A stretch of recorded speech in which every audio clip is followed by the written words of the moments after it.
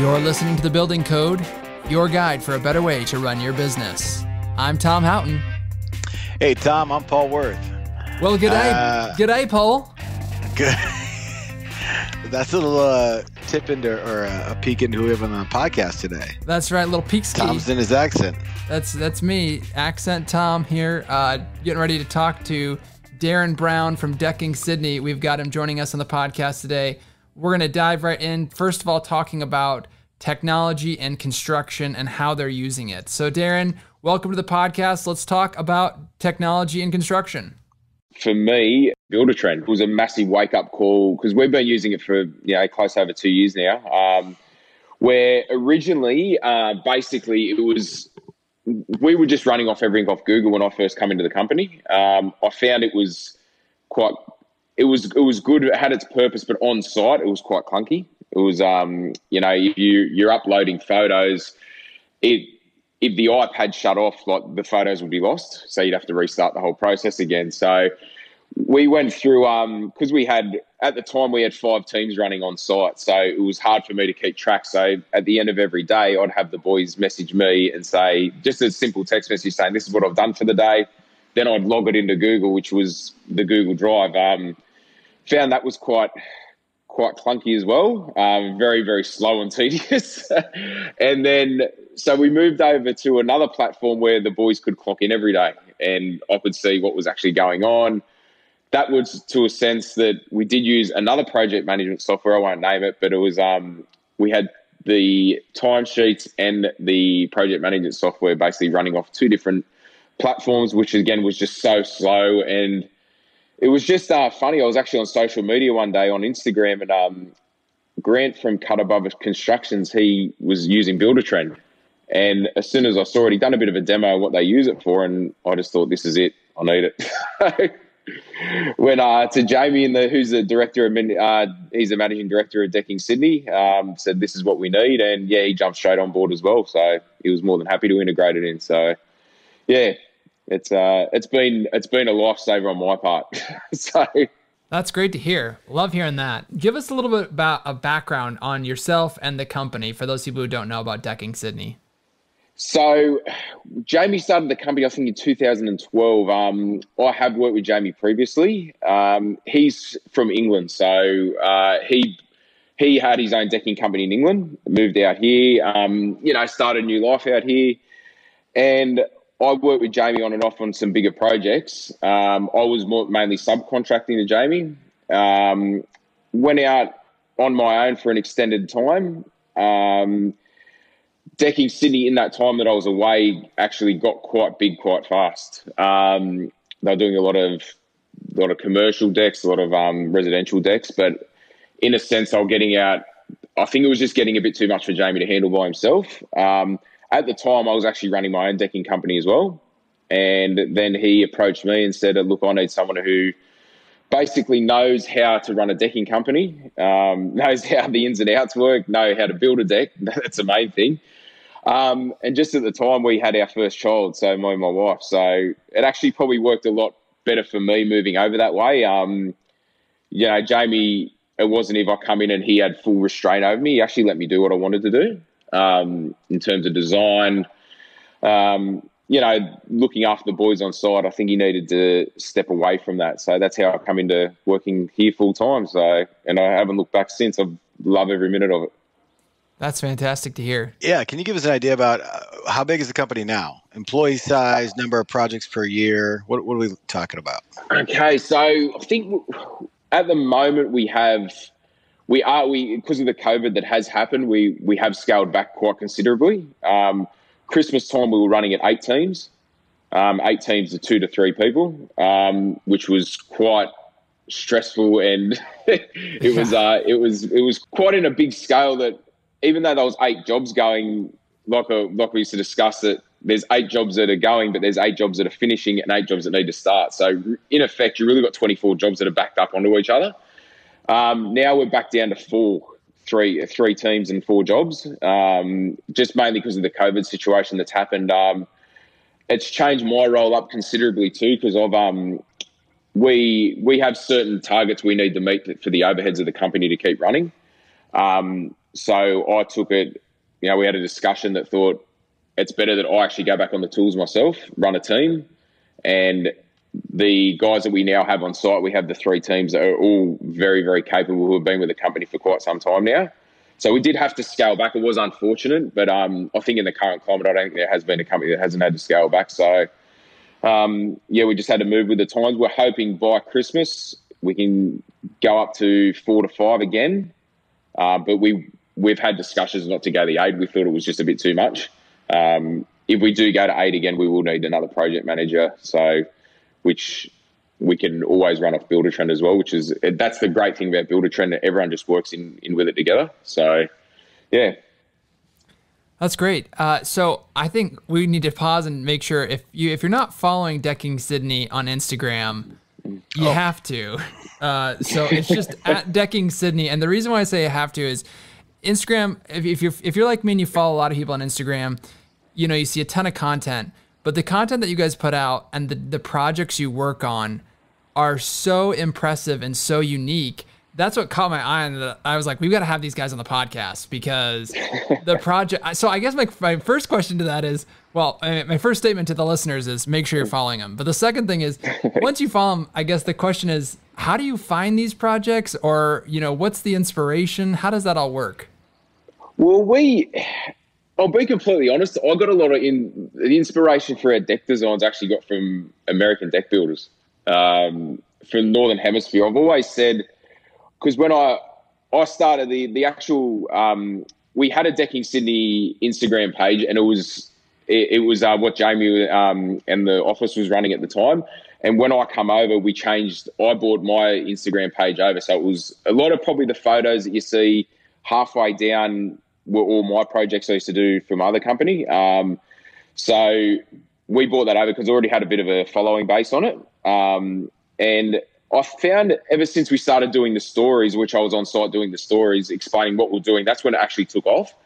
But like I was saying, most of the inspiration I get from all the designs we do is mainly from the American deck builders, Northern Hemisphere. I've always said that I personally think the Northern Hemisphere is probably about 10 years ahead of us with deck building in terms of materials, the way you guys do things. I just started taking little bits from there and adding a little twist onto it. And that's how, just little things, how we finish off the deck subframes.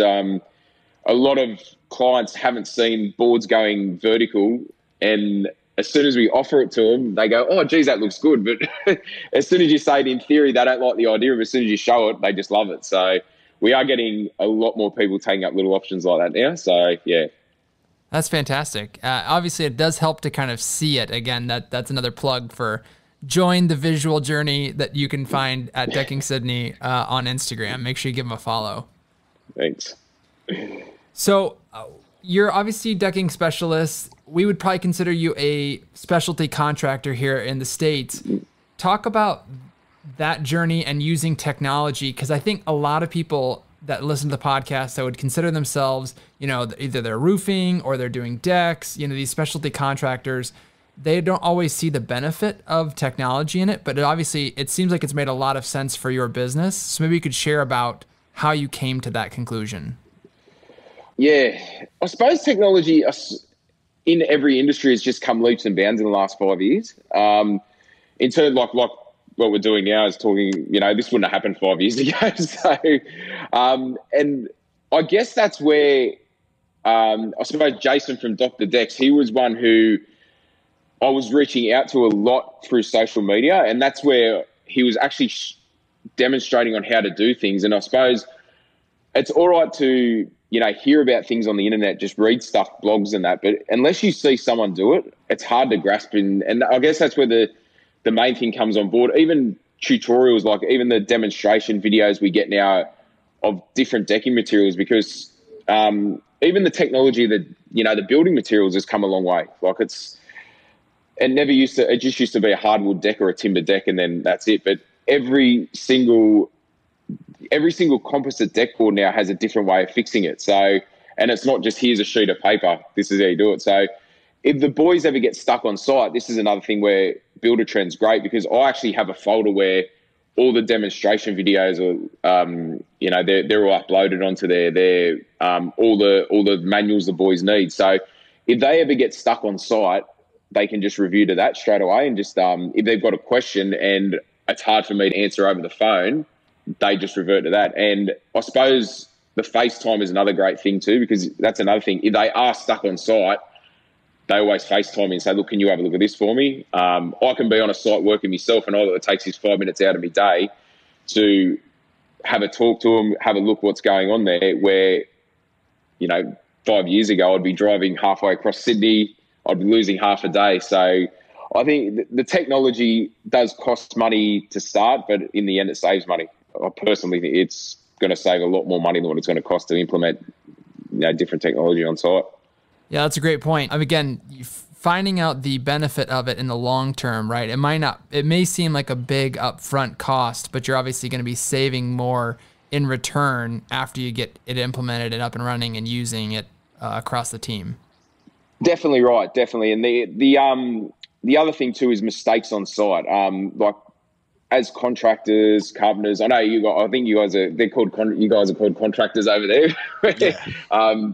So yes, in terms of when you're saying about a specific contract, yeah, I was a carpenter, and so I've done everything from building houses and everything. So I've known how mistakes can cost money on site, but with the technology in place, you can actually catch the mistake before it can happen. So I know I've seen a couple of guys where, there might be a wrong material ordered on site, or there might be, there might be $20,000 worth of decking sent on site. But if the boys have got the purchase orders that they can look up on Buildertrend and they go, hang on, there's been a mistake here, the stuff's not sitting there, not installed, and then we've got to pull a whole deck up. It can be pulled up because it might be an issue from a supplier. It might have been a typo on my end. So, yeah, we can pick up stuff like that quite quick compared to we get to an end of a job and the client comes out and says, oh, you put the wrong deck board down. So minor detail.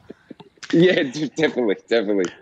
Yeah, and going back to, especially contracting, you guys specifically, are you getting most of your work, or what's the split between new builds or just a direct to consumer where they're reaching out to you to replace a deck? Okay, so we're probably looking at 50-50. We are at the moment especially with the COVID that's come in, that's been around, we're getting a lot of strata jobs coming in, which is like apartment blocks that need deck refurbs.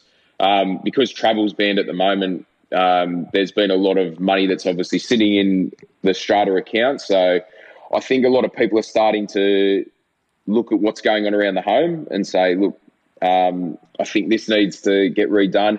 We did find once the shutdown happened, our inquiries went way off. Like they went downhill from 20 a week to 2 a week. And now they're coming back. Now that everyone's starting to come back out of the hibernation, I think people have been probably stuck at home going, I think this deck needs a refurb. I think this needs to be done. But at the moment, it is about 50-50 brand new builds. And a lot of the times it is a deck refurbishment, as if we're pulling up the deck boards and just replacing the deck. Frame might need a little bit of replacing, but because a lot of the places we do go to about 1970s, so the deck is started to deteriorate quite a bit. But it depends how bad a condition it is. We'll do a full refurb and rebuild. I guess I wonder from we call subcontractors, and that's what you would be, right? I wonder from a subcontractor point of view or a business point of view, do you guys have a preference? Do you prefer to work direct to consumer, where that's just that one relationship, or maybe a better question is, what are the differences for you in your business? I prefer working direct with consumers because we prefer directly going with a customer instead of a builder, because it is great to work with builders. Don't get me wrong, but sometimes what can happen is they've allowed their price into it, and because we are a specialty deck builder, we probably do come in at the higher end of the costing because that's all we do. So if a builder does want to engage us, they might have allowed the amount of money on the job to their consumer, which might be our full price. So that can be a little bit of a sticky point. We do get a lot because we've got a showroom, so we do have a lot of people that do come in after we do a quote. Don't get many builders come in, get a few builders come in and have a look at the materials because it's all on display here. So, look, we don't work for that many builders. We are starting to work for quite a few landscapers, actually, because landscapers want to try and get out of the decking game. I think it's the introduction of the composite materials down in Australia, I think, which has really taken off lately. I've seen the massive change in the last 2 years of how the composites are coming to the market, to be honest. It's gone from using 70-30 hardwood decks to composites to, I can't remember the last time I laid a hardwood deck now, to be honest. So, wow. Yeah. Yeah. So with all that change, obviously, I'm assuming it's brought some unique projects your way. What would you say is maybe a project that you think is one of the most unique ones that you've worked on? Well, actually, to be completely honest, one that I've done myself was when we refurbed our showroom. We had Trex come on board, which are a very big company. Trex and between Trex and TimberTech up in the Northern Hemisphere. And I actually said to Jamie, I said, let me have a go at putting a Decking Sydney logo on the walkway as soon as you walk in. And so we cut one into the deck. I was a lot of time at home making up templates, and then coming here on, I think it was a 10-day week I worked that week. It was public holidays, everything. So, but that was probably the one I had the most enjoyment in, because there's no pressure. It was just do this in your own time. And it was, in the end, when it come out absolutely perfect and everyone's walked into the showroom and said, yeah, that's great. And that was probably the best one I've worked on, I think. Even though it's something small, it was probably the most satisfying. We'll have to get a photo on the podcast page. Yeah, we'll put a picture of that in the show notes. So you can find the show notes at buildertrend.com/podcast. Yeah, we have done quite a few big jobs. When I hear, especially with Dr. Dex talking, they're talking about jobs over $100,000. That's when it starts getting in crazy money. We have done quite a few of them lately. They're always interesting, but I do find by the end of it, you're starting to get a bit bored there. So you just want to get it done. But that's one thing, you suppose doing this as a specialty, you can't then get to the end of a job and start to get bored with it. You need to really keep pushing on with it, make sure the finished product's what you've promised at the very start. And generally they're bigger jobs where we have about four to five guys on. So, which we are starting. We just started one recently at Double Bay, which is close to, it's close to 100. So, it's quite a big one. Nice TimberTech job we're doing there. Yeah, it sounds like you guys prefer maybe just the smaller, unique ones. So when a client comes to you, what is that design process like? Do they typically have an idea, or? A lot of the time they do have an idea. So what will happen is Jamie will be the one who goes out and quotes it. He'll come up with the figure, and then so the process is that they may have a design in idea, and they'll send us photos. Jamie will then quote the project, and if the project's been won, that's when he'll take me to meet the client. So we'll go there. Then we have an option where we have a 3D render program, which I do that myself. So I actually use that for the boys on site. So it was originally introduced so the boys could get a visual idea what was going on site. After me playing around with it for about 6 months, I've probably perfected it a little bit. So we now put that on the end of our quotes that if the job does get accepted, we do a 3D render. So that does help a lot with the clients visualizing where lights will go, how the pergola will look, stuff like that. So that we do give that as an option. A lot of people, when they're doing a deck refurb, just say, look, we know what's going on here. So, but we still will do it, especially with the introduction, like I said, of the American composites where there's breaker boards going involved. A lot of people don't know what breaker boards are. So I'm one of those. So let's explain. It's basically, we've got a really long run of decking. Instead of having just a continuous long run, we'll put a board going the opposite way.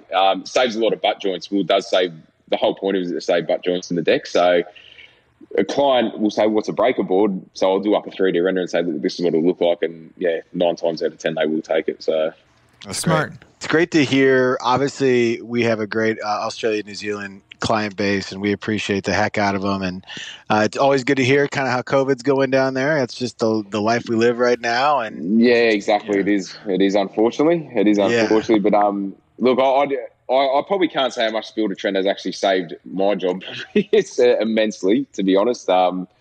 Just the the way it's sort of evolved, the way I do things on site, yeah, it's certainly helped me out. I can't give me back some of my life overnight. Hey, that's great to hear. Yeah. Get home an hour earlier and spend time with the kids and have another beer. That's all worth it. And it does give me a chance to see what goes on site every day if I can't get there. So that's super important. That's great. Well, yeah, we definitely appreciate you having me on. You got a full day ahead of you. Looks like we're winding ours down. So yes, I'm just about to head out on site. Actually, got 2 jobs starting, so I'll be heading out on site to see how they're going. That's great. Fantastic. Well, we look forward to following along on social media. So I'll be watching those stories. So do a story while you're out there for us. Let us know what's happening. That's great. All right. Well, thanks so much for coming on. We appreciate it. Thanks, Tom. Thanks, Paul. Appreciate it. Thanks for your time. Love what you heard? Don't forget to rate and subscribe to our podcast so you can hear from more guests that will benefit your business. Also, please check out our show notes page for more information on what we discussed on this episode. You can find it at buildertrend.com/podcast. Thanks for listening, and we'll see you next time on The Building Code. Appreciate you.